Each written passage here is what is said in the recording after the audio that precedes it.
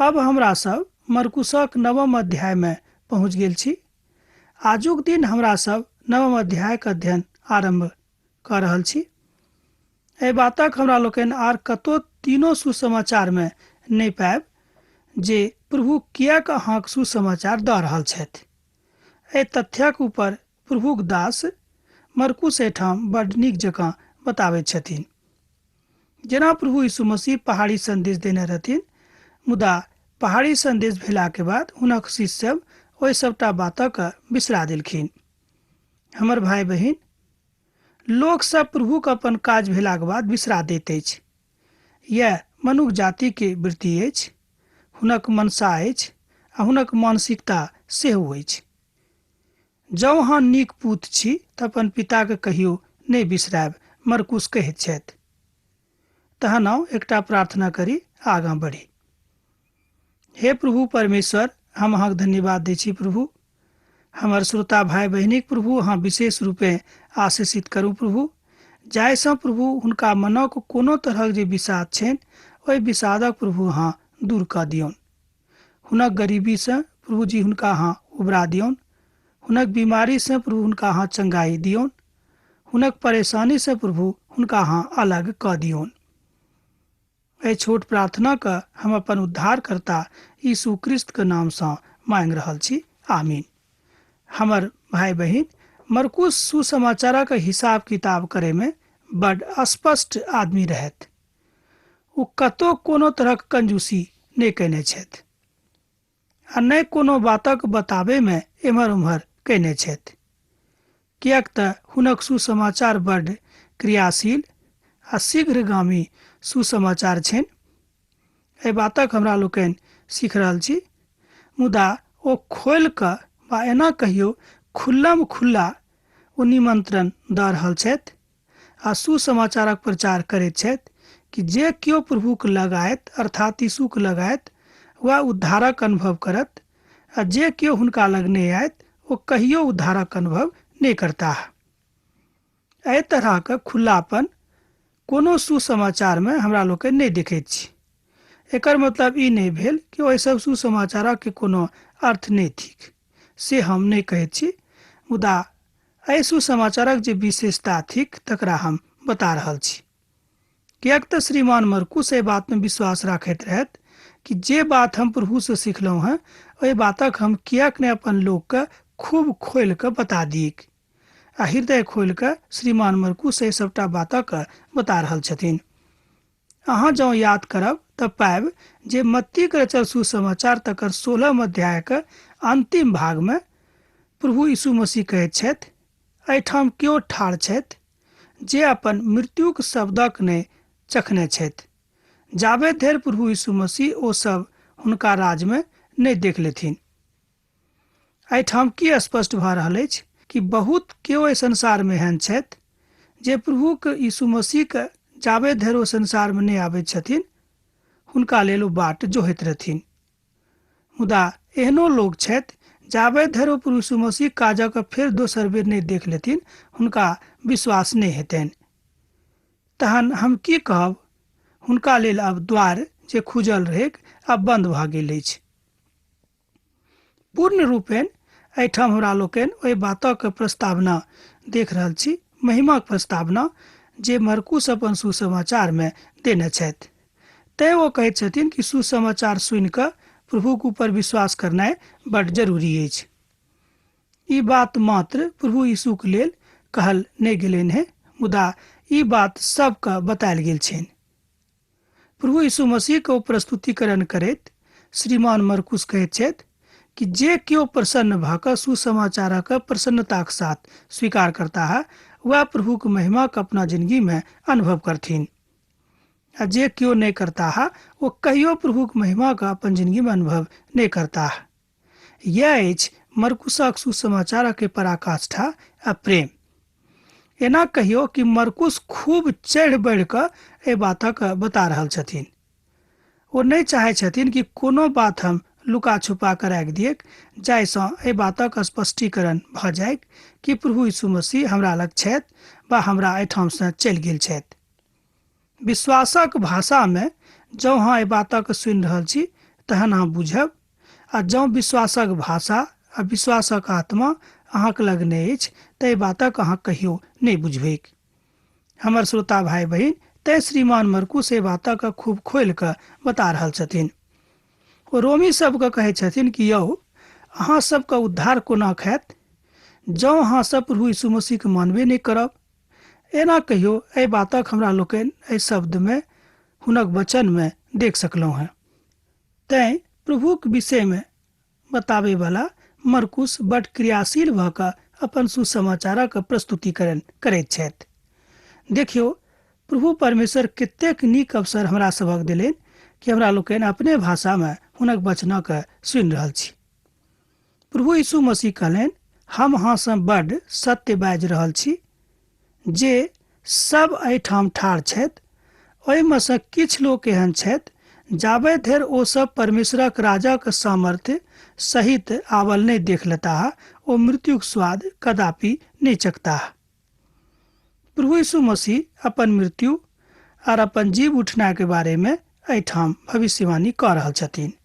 आ दोसर बात ओ बता रहल छथिन कि बहुत केओ एहि संसारमे छथि कि जाबे धरि हुनका नहि देख लेथिन ताबे धरि हुनका विश्वास नहि हेतैक। तहन एकटा बात एहिठाम बुझनाइ वा समझनाइ बहुत जरूरी अछि। ओ बात थिक कि मान लियो तय कालमे सुसमाचार समाप्त भऽ जेतैक, तहन सुसमाचार केकरो लग नहि रहतैक। एहि बातक सेहो भविष्यवाणी पवित्र पोथी बाइबिलमे कयल गेल छैक।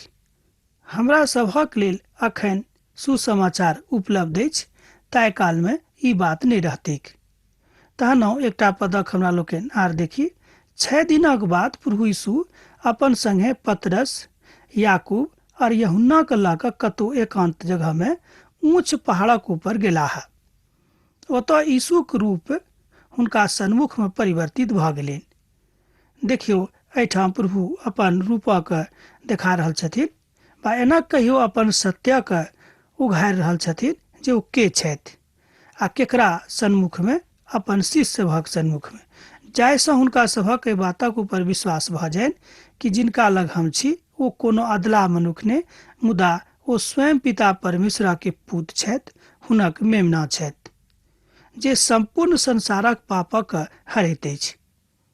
एहि बातक हमरा लोकनि एहिमे देख रहल छी। एहि बातक श्रीमान मरकुस बड्ड स्पष्ट जकाँ बता रहल छथिन। प्रभु यीशुक वस्त्रक चमकल, एना कहियो हुनक वस्त्र एकदम चमकऽ लागलैक आ ओ एतेक उज्जर भऽ गेलैक जे कोनो धोबी धोइ कऽ कहियो एतेक उज्जर नहि कऽ सकैत अछि।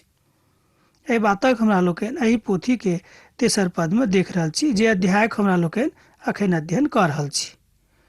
हुनक वस्त्र उज्जर भऽ गेलैक आ ओ एतेक उज्जर भऽ गेलनि जे संसारक कोनो धोबी धोइ कऽ ओहि वस्त्रके ओतेक उज्जर नहि बना सकैत छथि।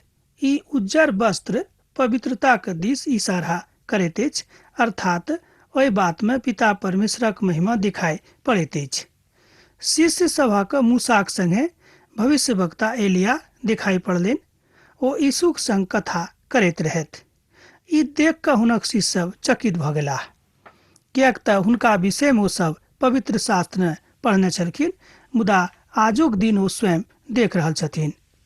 पतरस यीशुके कहलनि, हे रब्बी, एतऽ हमरा उपस्थिति नीक अछि, तैँ आब एहिठाम हम 3 मंडप बनायब, एकटा अहाँक लेल, एकटा मूसाक लेल और एकटा एलियाक लेल। ओ नहि जानैत रहथि जे ओ की कहलनि, मुदा ओ बहुत डरा गेलाह।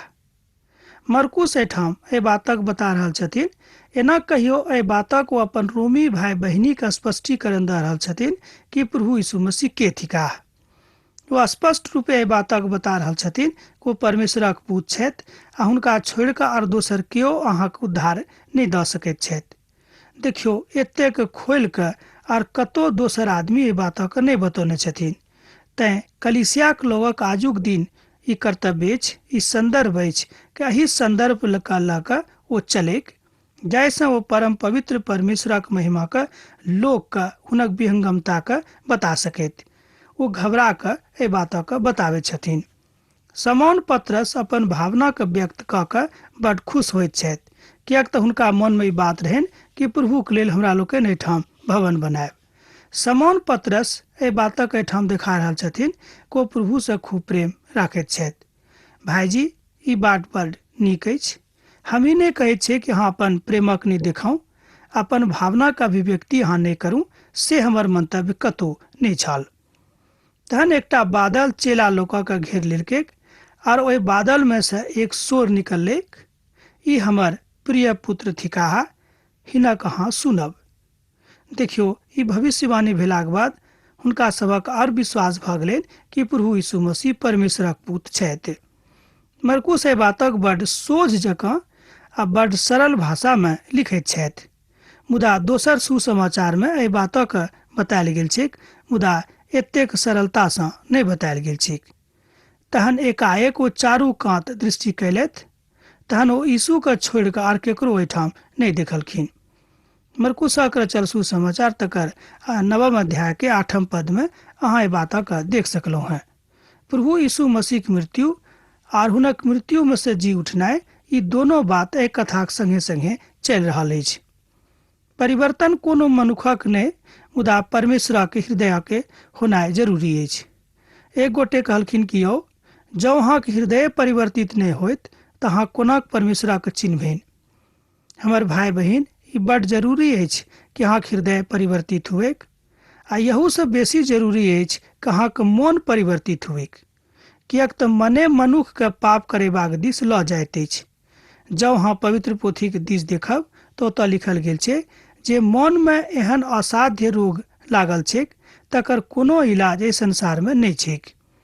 तहन एकमात्र इलाज छथि, एकमात्र आशा छथि, ओ आशा छथि प्रभु यीशु मसीह। ओ जी उठलाक बाद में एहि सबटा बातक एहिठाम देख रहल छथिन। प्रभु यीशु मसीह बता रहल छथि। यीशु हुनका उत्तर दिलनि, भविष्यवक्ता एलिया आबि कऽ सचमुच सब किछुके सुधार कऽ देथिन, मुदा मनुखक पुतक विषय में धर्मशास्त्र में ई किएक लिखल अछि जे ओ बड्ड दुख उठौताह आ तुच्छ गिनल जेताह।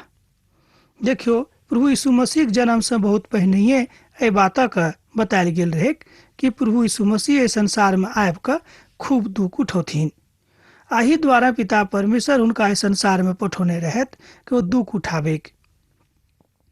मुदा हम अहाँ से बड्ड सत सत बाजि रहल छी जे भविष्यवक्ता एलिया आबि चुकल छथि और हुनका विषय में लिखल गेल छनि, ओ हुनका संगे एहि बातक व्यवहार कयलथि। ई बात प्रभु यीशु मसीह अपन शिष्य सभके कहलखिन। अब एहिठाम एकटा बात आरो स्पष्ट भऽ रहल अछि कि प्रभु यीशु मसीह के आगमनसँ सबटा बात जे पिता परमेश्वरक योजना रहे से पूर्ण भऽ रहल अछि। यहू बातक श्रीमान मरकुस अपन सुसमाचार में स्पष्ट रूपे अभिव्यक्ति कऽ रहल छथि। एहि बातक भविष्यवक्ता बता रहल छथि। ओ सबटा बातक श्रीमान मरकुस बतौलखिन कि हम जे किछु कऽ रहल छी, जे किछु बता रहल छी, हम अपना दिससँ नहि, मुदा पवित्र आत्माक सहायतासँ एहि सबटा बातक हम अहाँके लग राखि रहल छी।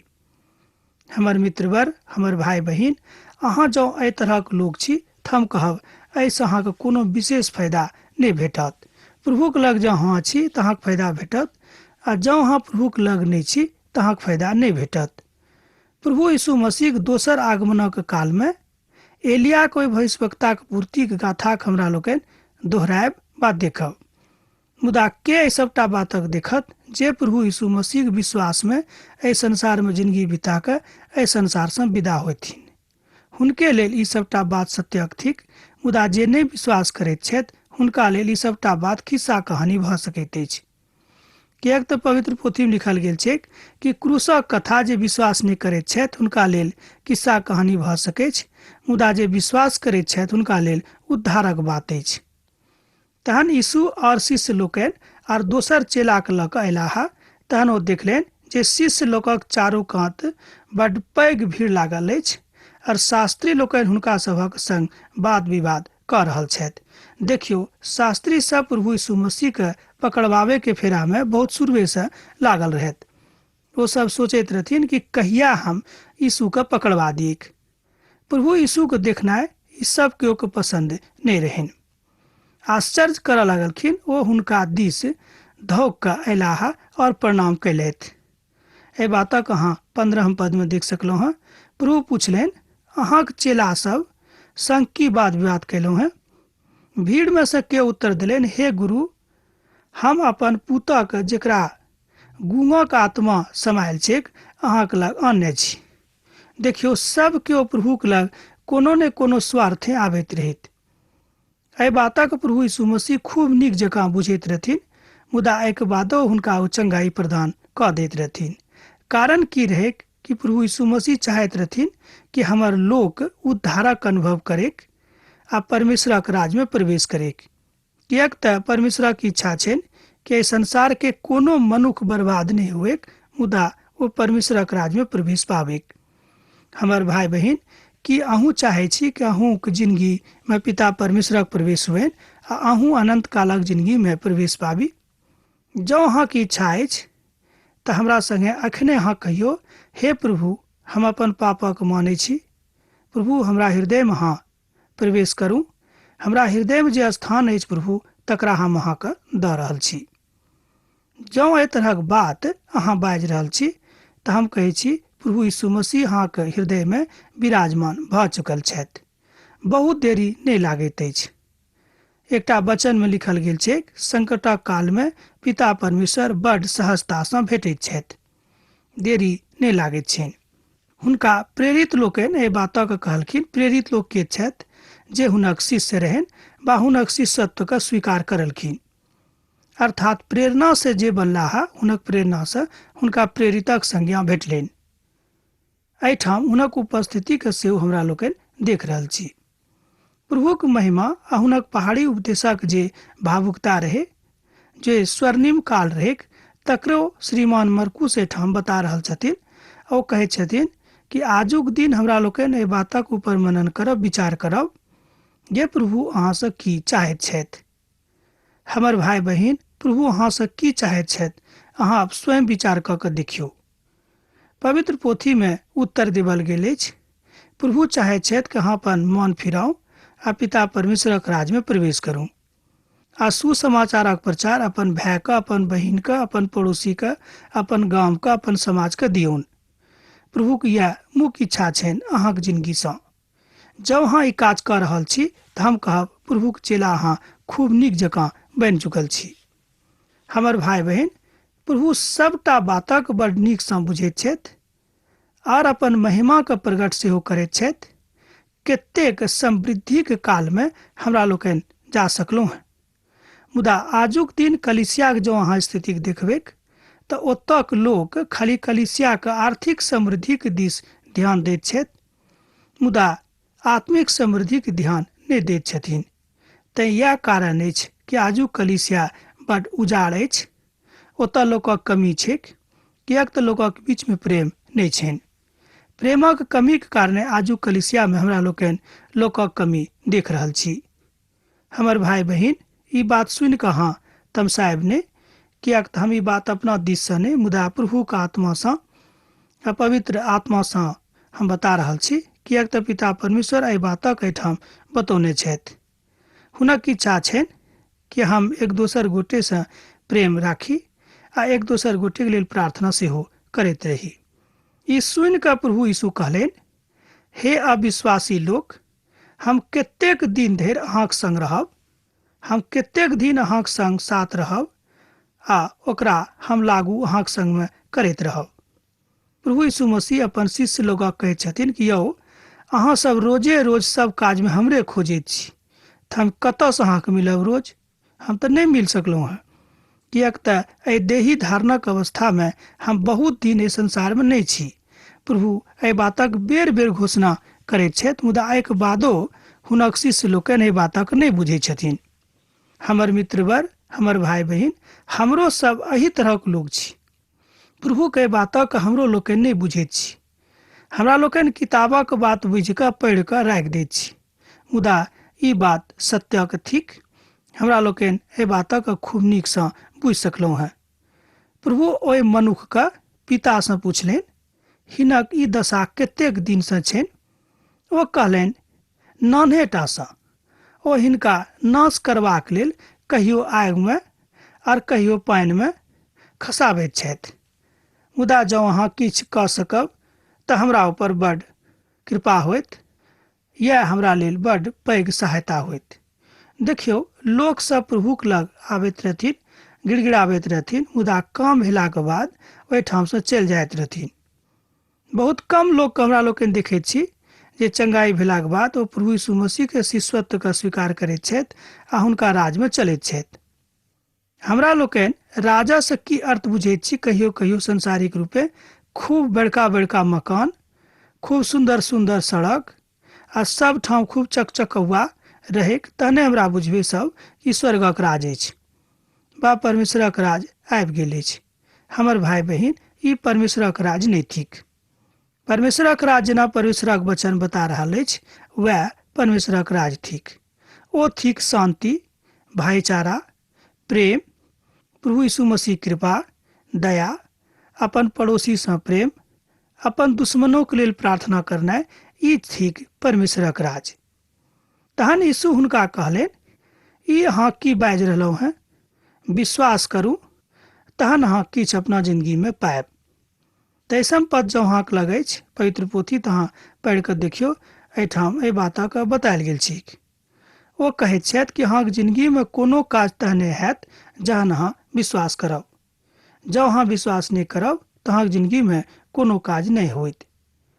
तहन ओ नेना के पिता के गिड़गिड़ा कऽ कहलनि, हे प्रभु, हमर अविश्वासक प्रति किछु क्षमा करू। हम अहाँके ऊपर अविश्वास कैलहुँ हैं, मुदा अब हम अहाँके ऊपर विश्वास करैत छी। कहियो कहियो हमर भाई बहिन, हमरा लोकनि अपन परिस्थिति के कारणे परमेश्वरक ऊपर विश्वास करैत छी। जन हमरा लोकनि निराश भऽ जाइ छी सब ठाम से, तहन हमरा लोकनि प्रभु यीशु मसीह के ऊपर विश्वास करैत छी, हे प्रभु, अब अहीं सम्हारू। मुदा एक बातो देखियौ, प्रभु कतेक दयालु छथि, ओ हमरा सभक सम्हारैत छथि। मुदा हमरा लोकनि हुनका बिसरा नहीं दियैक, एहि बातक ध्यान रखनाइ बड्ड जरूरी थिक। हमर भाई बहिन, तहन ओ दुष्ट आत्मा का प्रभु डांटलखिन, और नेना के सब छोड़ कऽ चलि गेलखिन। अर्थात ओ दुष्ट आत्मा ओहिठाम से चलि गेला। एहि बातक हमरा लोकनि देख रहल छी अपन दैहिक जिंदगी में। जतेक दिन हमरा लोकनि एहि संसार में छी, अहाँ नहीं जानै छी अहाँ कहिया एहि संसार से चलि जायब। हम नहीं जानैत छी जे संसार से हमर कब विदाई होइत, केओ नहीं जानैत छथि। दुनिया के बड़का बड़का वैज्ञानिक, बड़का बड़का विद्वान एहि बातक आजुक दिन धरि पता नहीं लगा सकलखिन कि हम कहिया कोन टाइम में संसार से चलि जायब। मुदा ई सत्यक बात थिक कि हमरा लोकनि एक न एक दिन, एक न एक क्षण एहि संसार से चलि जायब। मुदा जहन ई सत्यक बात थिक जे हमरा लोकनि सत्यक दर्शन करैत रहै छी, तहन किएक नहीं हमरा लोकनि परमेश्वरक ऊपर दर्शन कऽ कऽ हुनका ऊपर देखी आ हुनका ऊपर विश्वास करी। तहें श्रीमान मरकुस कहैत छथि कि हम दर्शनक ऊपर ने, बघारे के ऊपर ने, आब नम्हर नम्हर बात करे के ऊपर ने, मुदा हम परमेश्वरक सुसमाचार पर अपना हृदय से विश्वास राखैत छी। श्रीमान मरकुस एहि बातक बड़ स्पष्ट जकाँ बता रहल छथि। हमर भाई बहिन, हमरो सब की एहि तरहक लोग छी। हम कहब कि एहि तरहक लोग बननाइ नीक नहीं होइत। जँ हमरा लोकनि मरकुसक रचल सुसमाचारक ठीक सँ देखब तऽ हमरा लोकनि पायब जे प्रभु कतेक दिन धरि एहि संसार में छथि। अर्थात एहि संसार में परमेश्वर सब दिनक लेल छथि आ ओ कहियो हमरा सबके छोड़ि कऽ जाय वाला नहीं छथि। मुदा देही धारणक स्थिति में प्रभु यीशु मसीह एहि संसार में बहुत दिन नहीं रहथि। एहिमे शक नहीं थिक। हमर भाई बहिन, की अहाँ एहि बातक बुझि सकलहुँ हैं?